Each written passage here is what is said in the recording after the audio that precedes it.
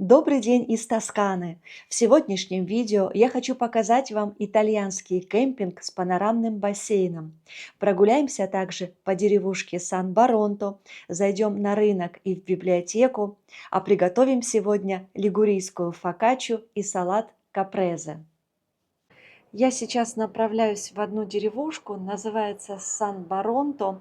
Начинается сейчас сезон отпусков, и мои знакомые хотят приехать отдохнуть. Одну неделю в горах, а одну у моря.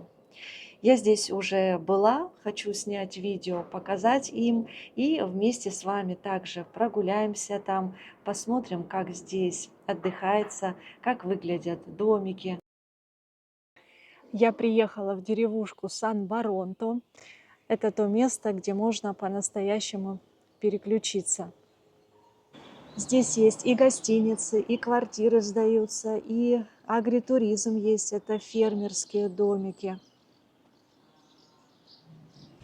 Если ехать туда дальше вниз, там будет деревушка Винчи, где родился и жил Леонардо да Винчи. Есть там музей и очень атмосферный маленький небольшой городок там.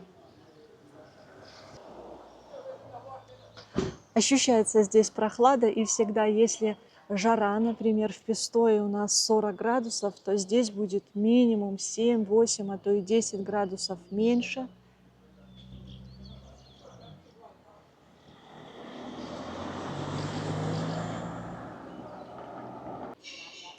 Есть аптека. Это вот такой местный небольшой магазинчик, где все есть. И фрукты, и гастрономия, хлеб. Такой ухоженный, покрашен, цветочки.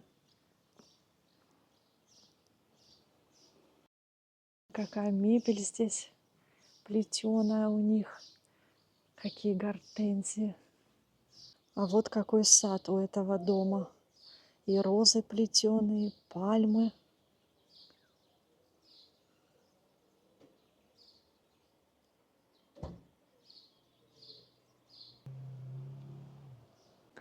А здесь перед этим домом прям деревья.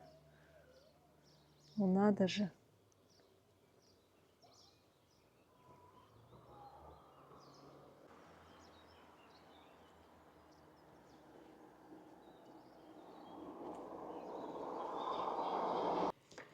Конечно, это не туристическое место.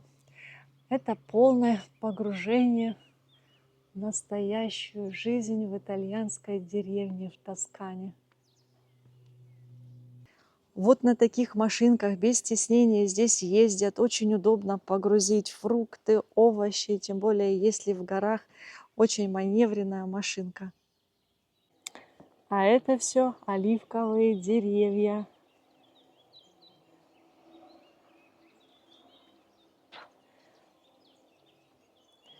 Домики видно вам? Ко всем домикам можно подъехать, есть дороги, свет. Ходят сюда даже автобусы, не так часто, но есть расписание.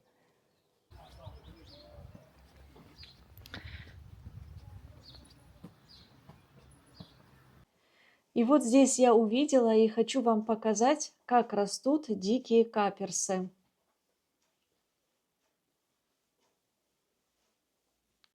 Вот так удивительно они растут, такой пушистый здесь куст.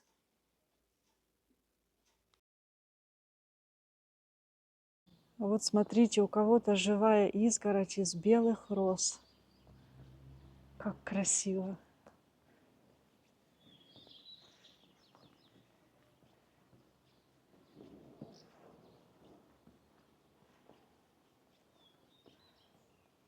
Этот бар известен тем, что здесь останавливаются велосипедисты. Здесь удобная дорога, по которой они ездят.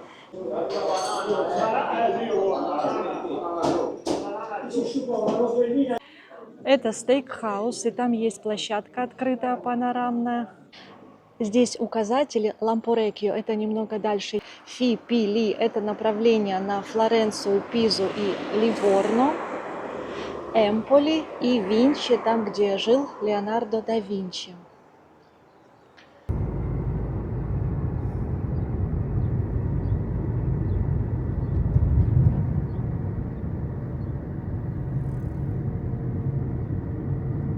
Я приехала в кемпинг, вот так он называется.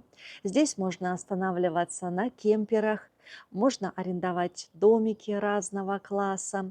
Есть домики с кондиционерами, с кухней, с удобствами. Здесь можно с животными. И есть даже большой и очень красивый панорамный бассейн. Сейчас вам все покажу. Гости сюда приезжают со всего мира. Сейчас флаг Евросоюза и итальянский, а немного позже в сезон здесь будут на флагштоках разные флаги. Приехали гости из Нидерландов, будут заселяться, и приехали они с собачкой. Есть ресепшн здесь. Вот сейчас для того, чтобы мне сюда войти, меня спросили мои документы. Мне с удовольствием вежливо дали карту всего кемпинга. Все подробно расписано, вся территория, что здесь есть. Вот есть такие домики, и у них здесь собственная кухня. На улице здесь у них свой гриль есть. И внутри домика своя кухня. Полностью варочная панель большая на 4 комфортки. Шезлонги. Какой здесь стол. И везде террасная доска новая. Вот эти домики прям очень-очень новые. Освещение здесь, все есть. И качели у них тоже свои такие. Вот такой красивый домик. Рядом с этим домиком такая палатка на деревянном подмосте. И здесь 2 кровати. Можно спать на улице. Есть плотная москитная сетка. Вот в таком соседстве расположены эти домики.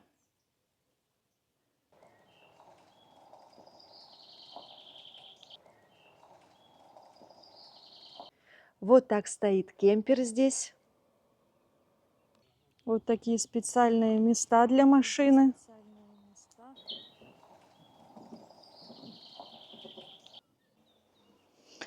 Здесь зона с удобствами. Вот с таким видом можно начинать день здесь.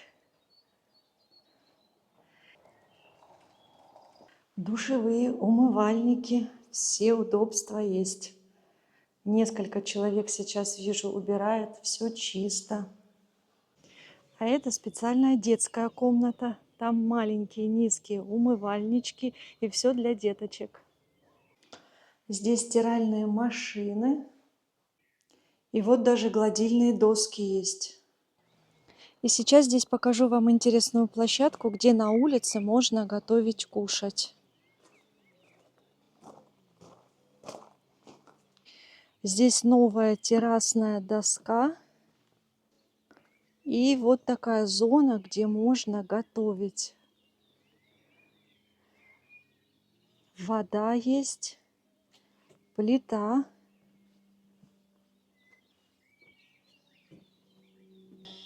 Везде по дороге вот такие подсветки. Огнетушители висят. Вот такие домики с навесом, с деревянным забором. В сторонке в тени стоят. Такая у них своя здесь дорожка деревянная. В сторонке здесь стоят эти домики. Соседей напротив никого нет. Такой домик прямо рядом с бассейном. Здесь большая территория. Можно заблудиться даже.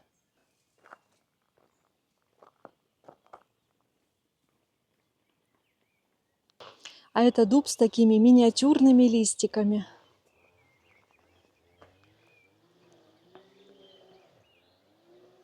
А здесь вот какой огромный растет лавровый лист. Это уже даже не куст, а целое дерево.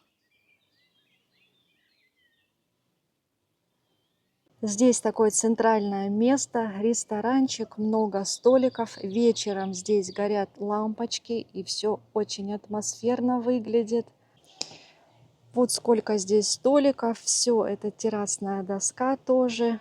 И здесь можно завтракать, обедать. И по-настоящему бриллиант этого кемпинга. Вот такой шикарнейший, роскошный бассейн с панорамой на Тосканские холмы.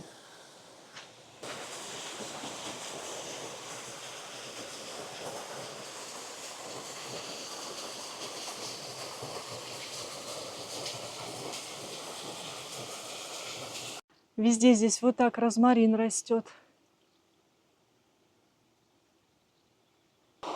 Еще один здесь большой бассейн.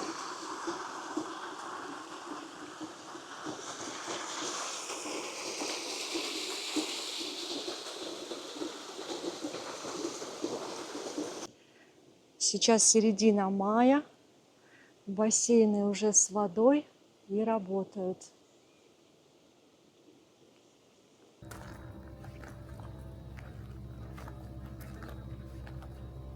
Здесь есть супермаркет Коop, очень удобно. Можно здесь кататься на лошадках.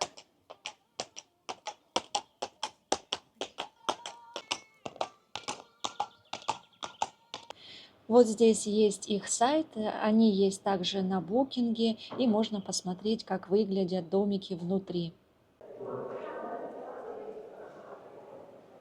Я пришла на рынок, начались уже фрукты летние, черешня 10 евро килограмм, вот какая крупная клубника 6 евро. Это безумно вкусные дыни, если будете в Тоскане, попробуйте, 4 евро килограмм.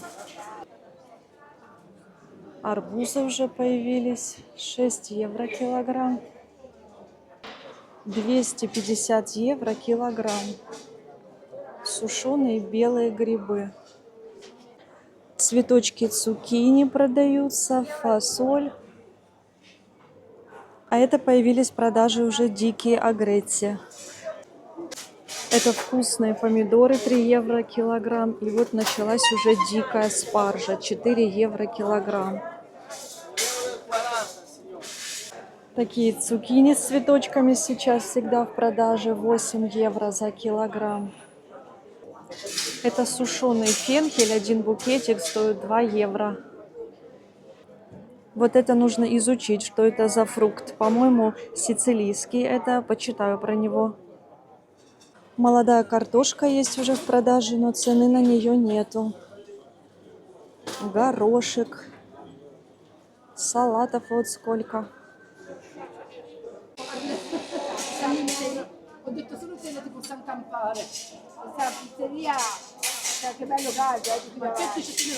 Я пришла в библиотеку в Пистое, хочу взять несколько книг и покажу вам, как выглядит библиотека в Пистое. Вот так она называется, Сан-Джорджо. В библиотеке всегда много людей, и студенты, и взрослые, и дети. Вот так выглядит первый этаж сверху. Студенты что-то пишут, читают, учат. На первом этаже здесь есть также бар. Можно перекусить, выпить напитки. Смотрите, какие роскошные книги можно здесь взять.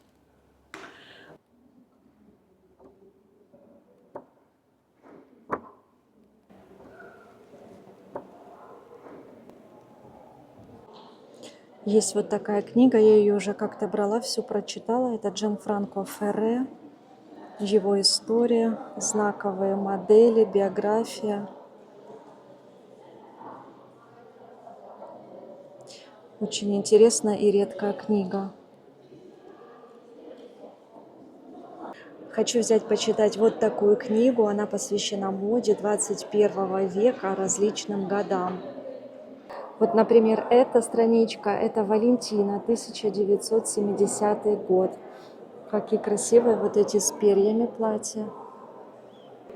Это тоже Валентино, 1968 год. А вот такие сумки, это Гуччи, были в моде уже очень давно, это 1957 год.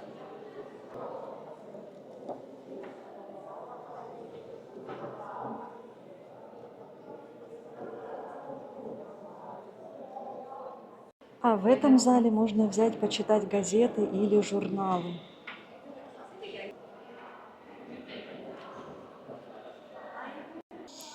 Вот какая терраса здесь в библиотеке. Можно в розах выпить кофе.